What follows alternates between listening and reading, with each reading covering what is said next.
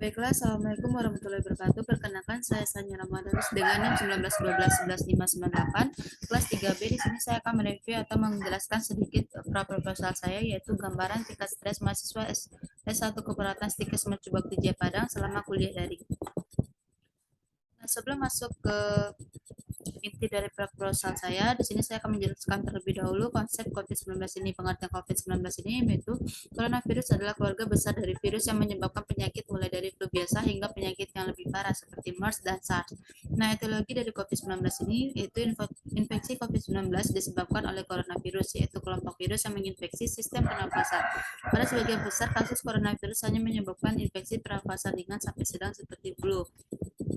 Selanjutnya ada dugaan bahwa virus corona ini ditularkan dengan beberapa cara. Yang pertama, tidak sengaja menghirup percikan ludah dari pengidap COVID-19. Yang kedua, memegang mulut atau hidung tanpa mencuci tangan. Yang ketiga, kontak jarak dekat dengan orang pengidap COVID-19 ini.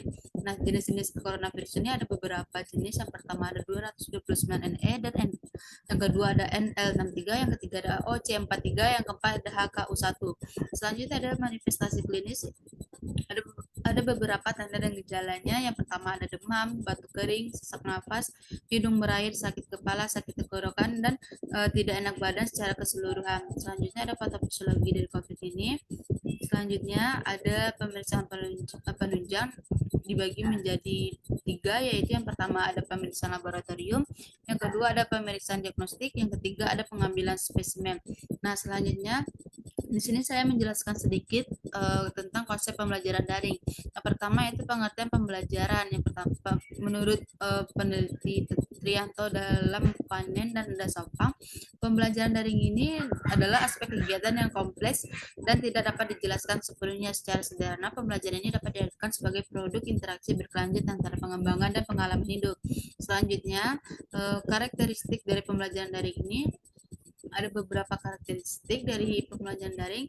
Salah satunya yaitu materi ajar disajikan dalam bentuk teks, grafik, dan berbagai elemen multimedia dan lain-lainnya. Ada manfaat dari pembelajaran daring ini.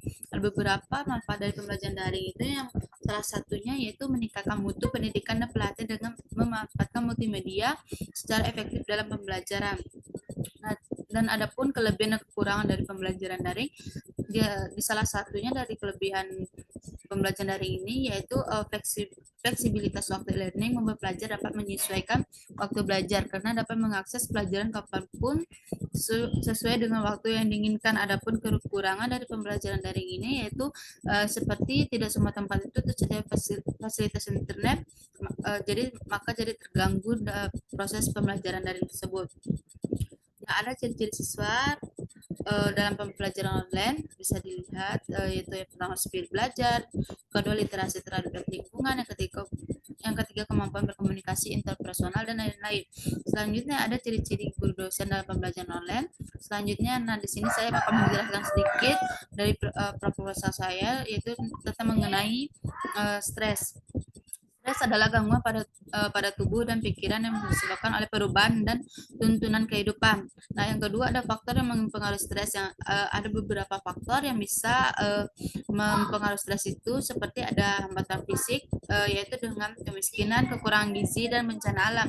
Yang kedua yaitu hambatan sosial, kondisi perekonomian yang tidak bagus. Yang ketiga hambatan pribadi seperti keterbatasan pribadi individu dalam bentuk cacat fisik atau penampilan fisik. Nah, selanjutnya ada beberapa faktor pemicu stres itu dapat diklasifikasikan ke dalam beberapa kelompok. Yang pertama yaitu stresor fisik biologis, yang kedua stresor psikologik, yang ketiga stresor sosial. Dan ada dua macam stres yang dihadapi oleh individu, yaitu yang pertama stres yang ego involved atau stres yang tidak sampai mengancam kebutuhan dasar. Yang kedua ada stres yang ego involved, yaitu stres yang mengancam kebutuhan dasar. Nah, ada beberapa tahapan stres. Yang pertama ada stres tingkat 1, stres tingkat 2, yang ketiga ada stres tingkat 3, yang keempat ada stres tingkat 4, yang kelima ada stres tingkat 5, yang keenam ada stres tingkat 6. Nah, ada beberapa tingkat stres itu. Yang pertama ada stres ringan, dan stres sedang, dan stres berat. Nah, ada beberapa dampak stres itu. Yang pertama ada dampak dari fisiologik, yang kedua ada dampak psikologik, yaitu seperti keletihan emosi, yang ketiga ada dampak perilaku, yaitu seperti manakala stres ini menjadi distres, prestasi belajar menurun. Nah, selanjutnya Di sini saya akan menjelaskan kerangka konsep. Yang pertama yaitu kerangka teori. Seperti sebelumnya dijelaskan, coronavirus itu adalah keluarga besar dari virus yang menyebabkan penyakit, mulai dari flu biasa hingga penyakit yang lebih parah. Nah, stres ini dibagi menjadi 3 tingkat. Pertama stres ringan, yang kedua stres yang sedang, yang ketiga itu stres berat. Nah, di sini ada yang kedua yaitu kerangka konsep. Nah, kerangka konsep itu suatu hubungan atau kaitan antara konsep-konsep atau variabel-variabel yang akan diamati atau diukur. Nah, di sini itu eh, ada beberapa variabel yang saya pakai, yaitu ada variabel dependen atau terikat dan variabel independen yang bebas. Nah, di sini variabel dependen pada penelitian ini yaitu kuliah daring, sedangkan variabel dependen pada penelitian ini yaitu mahasiswa S1 keperawatan Stikes Bakti Jaya Padang. Nah, bisa dilihat variabel dependennya yaitu kuliah daring, variabel dependennya tingkat stres. Nah, di sini itu hipotesis peneliti. Yang H1-nya ada gambar tingkat stres berat pada mahasiswa S1 keperawatan Stikes Bakti Jaya Padang. H2 ada gambar tingkat stres sedang pada mahasiswa S1 keperawatan Stikes Bakti Jaya Padang. H3-nya yaitu ada gambaran tingkat stres ringan pada mahasiswa S1 perawatan Stikes Bakti Jaya Padang. Nah, jenis metode dari penelitian yang di sini saya mengambil yaitu penelitian deskriptif kuantitatif yang menggunakan metode survei yang dilakukan secara online. Nah, di sini selanjutnya tepat dan waktu penelitian ini dilakukan di kampus Stikes Bakti Jaya Padang. Penelitian ini dilaksanakan pada bulan Maret sampai April 2022, sedangkan pengumpulan data akan dilaksanakan pada tanggal 23 Mei yang lalu. Nah, selanjutnya populasi dan sampel. Yang pertama itu populasi.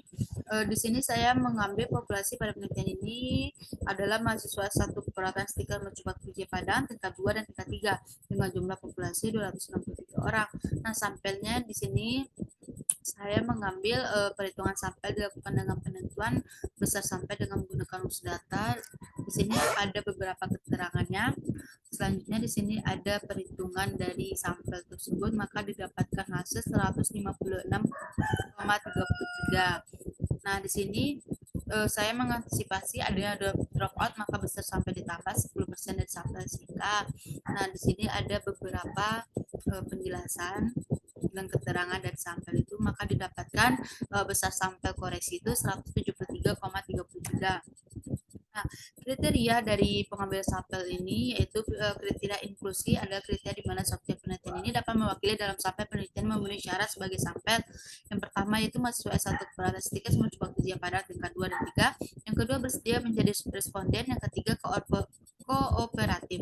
Nah, yang B-nya itu kriteria eksklusif. Di sini saya dijadikan responden dalam penelitian, yaitu mengalami gangguan kognitif. Yang selanjutnya ada kriteria dropout, yaitu ada responden penelitian tidak dapat menjelaskan sampai selesai responden tidak mengikuti prosedur dengan tertib. Nah, selanjutnya ada variabel dan definisi operasional. Pertama variabel independen yaitu mahasiswa satu keperawatan Stikes Bakti Jaya Padang. Variabel dependennya yaitu tingkat stres mahasiswa S1 keperawatan Stikes Bakti Jaya Padang karena adanya kuliah daring. Nah, di sini ada definisi operasional. Definisi operasional yang pertama yaitu ada kuliah daring, yaitu di mana kuliah berbasis internet di mana mahasiswa S1 keperawatan Stikes Bakti Jaya Padang dapat mengakses materi berinteraksi dengan materi dosen dan mahasiswa lainnya. Nah, yang keduanya itu tingkat stres, di mana kondisi yang disebabkan oleh kuliah daring yang dialami oleh mahasiswa S1 keperawatan Stikes Bakti Jaya Padang ini, tingkat stres ini diukur dengan menggunakan alat ukur VSS atau disebut dengan Fairchild Stress Scale, dan cara pengukurannya adalah berupa kuesioner. Nah, di sini ada instrumen penelitian. Ada stres ringannya dimulai dari 0 sampai 13, stres sedang 14 sampai 26, stres berat 27 sampai 40. Nah, di sini ada etika penelitiannya. Pertama ada informed consent, yaitu sebelum membagikan persetujuan. Yang kedua anonymity, ada yang ketiga ada confidentiality. Nah, selanjutnya ada jenis data dan teknik pengumpulan data. Bisa dilihat di sini ada beberapa teknik pengumpulan data. Nah, salah satunya itu peneliti memasukkan surat permohonan. Mungkin hanya itu aja saya sampaikan, kurang dan lebihnya saya mohon maaf. Apabila ada kata-kata saya yang salah mohon dimaafkan. Wabillahi taufiq wal hidayah.